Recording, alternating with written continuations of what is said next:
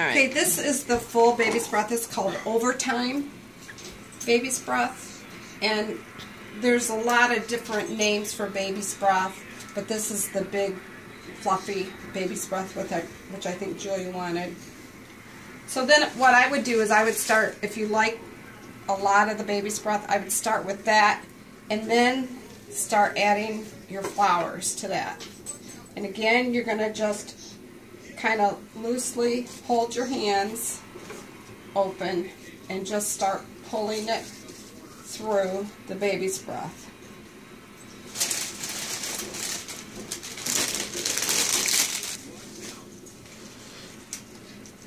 You ready? Mm-hmm. Okay, again, you're stripping off your leaves off the flower, or off the stems. And I'm just kind of going through.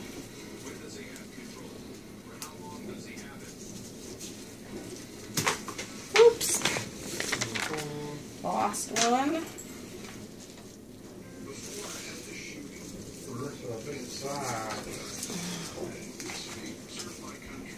And watch out for the thorns on the leaves.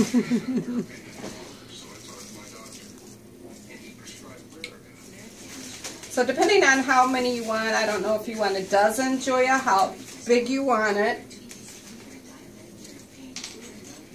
We're going to do 2, 4, 6.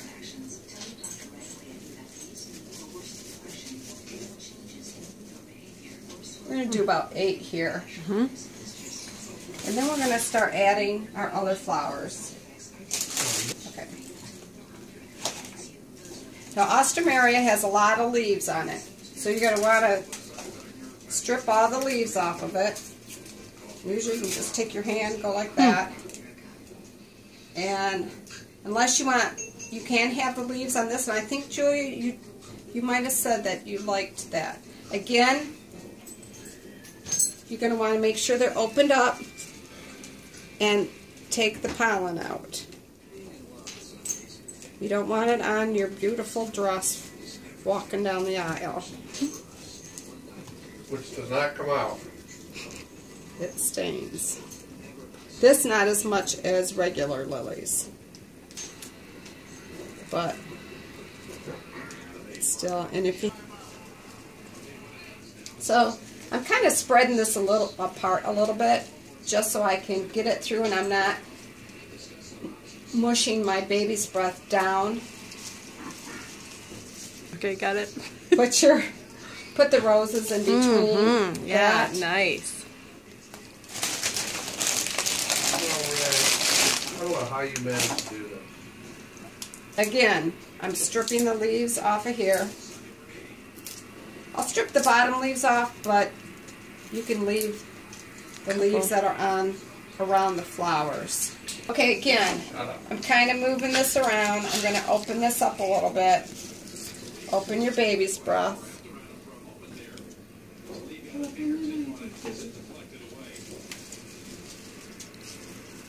And just stick it in here so you still, I always like to have my roses a little higher than what I have the rest of my flowers. I guess it just depends on what you want your predominant flower to be. But those are gorgeous.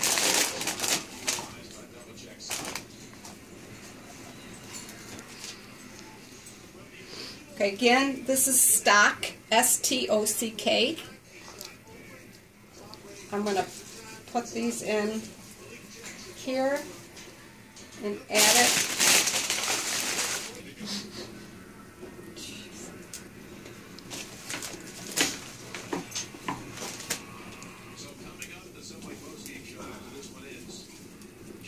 You won't have these bad ones. These are just older, so I'm just pulling up the bad ones. And they have an aroma? Yes, they have a very kind of a spicy aroma to them. Okay. Julia, it's up to you.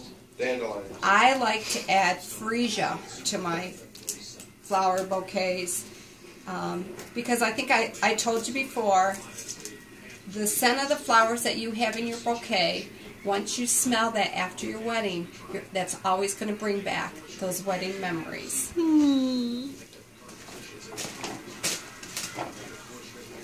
Is freesia expensive? It can be, but you're only going to buy probably one bunch For just her for bouquet? just her bouquet. Okay. And freesia comes in white, it comes in a pink, it comes in a lavender. Okay. So those are the soft colors that she's going to be wanting anyways.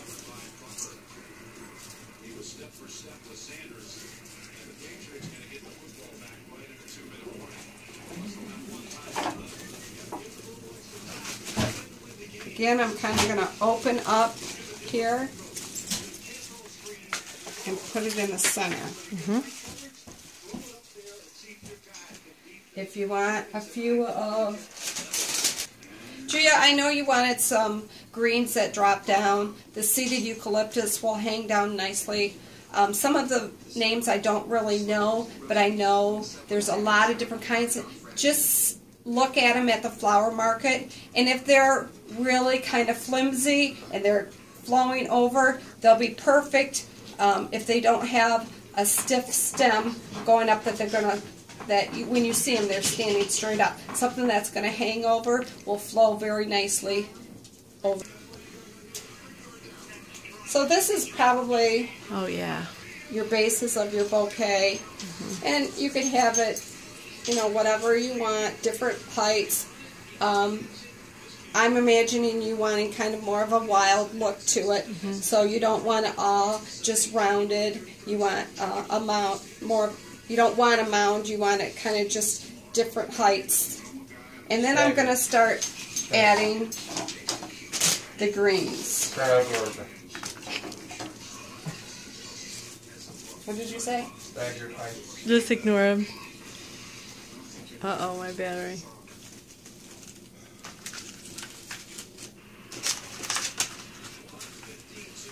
And those are, again... These again are the tie leaves that I've stapled.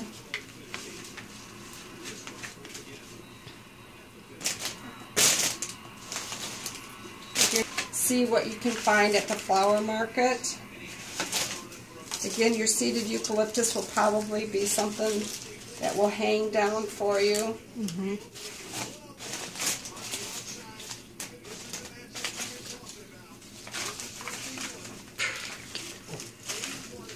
And you want to have a sturdy hand. That's one thing I'm used to, holding on to a big bouquet of flowers. I like a couple of these tall Eucalyptus in there? I don't know if we have any more of those. No, I don't. It's long enough that you're going to be getting it all the way, the stems all the way to the end. Okay. To the bottom of it. This open.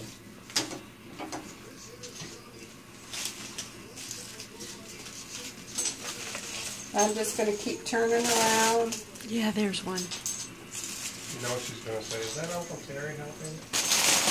I love him.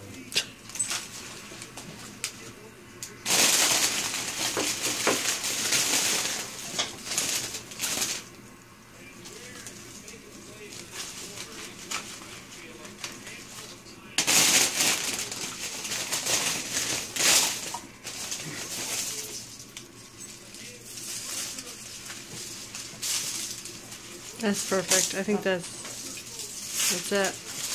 Okay. So there you are with all your greens, flowers. Love. What? We can use you. I'm here to be used. Uncle Terry's going to come in and tie this for you. Bunny rabbits. The big loops. Tie it tight. Way up here, please. There we go. Again, you're going to use... You want a knot or a bow? I want a knot. And tight. Well, and then, hold on. Do Then it. you go 3 times around. Right. You're going to tie it, and then you're going to bring the 2 ends to this side, and we're going to tie it again on that. So you're going to make it as tight as you can. Got it? Put my finger in there. Okay. Again, like we said with your other bouquets, you're going to strip all the leaves off the ends of your stems so they're all clean.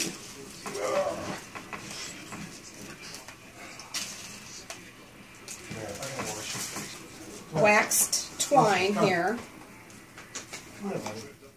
Then again, now we're going to take a piece of your bouquet or your corsage tape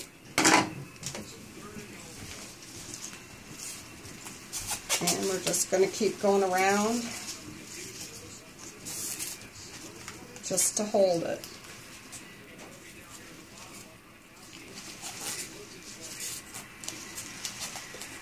And this tends to get stickier and will stick if you pull it.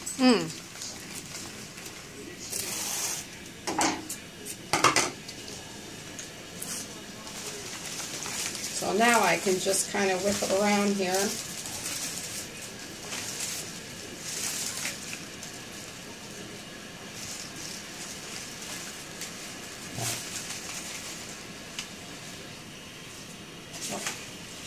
The tie leaf came undone. That again you can staple.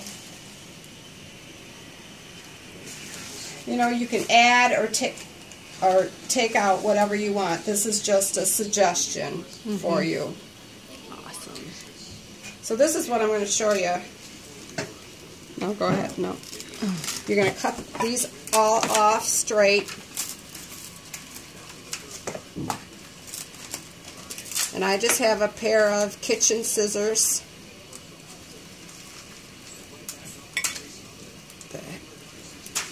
Sometimes the stems of the leaves are harder, are thicker to cut. You need the wire cutters maybe for some of those thick babies.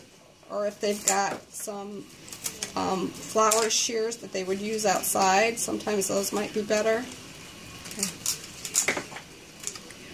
Okay, so this is what it's going to look like. Now, Joya, for you, I use a double-face satin ribbon, which is, no, stop. I showed it on a bow, or I'm sure you just want it wrapped.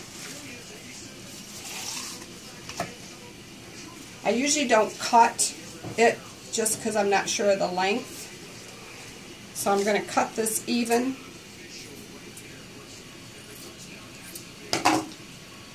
And I'm going to start. Even if you want to use your little, oh, we don't, glue isn't glue. That would be nice. I'm going to hold it on there.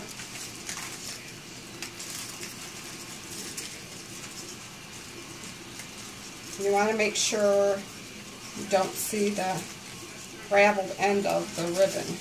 Then I just start going up.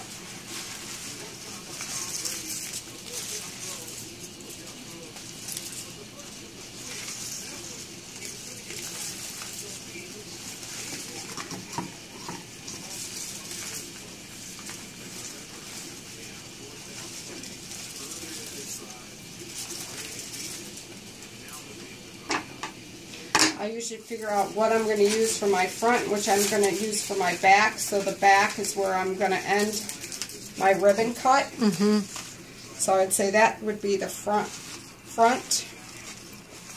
right here. So that's where you'll end it. So that will be where I end it. Now don't cut it because we don't need to, you know? Okay, so I'm going to cut it, and then you're going to glue it. Awesome.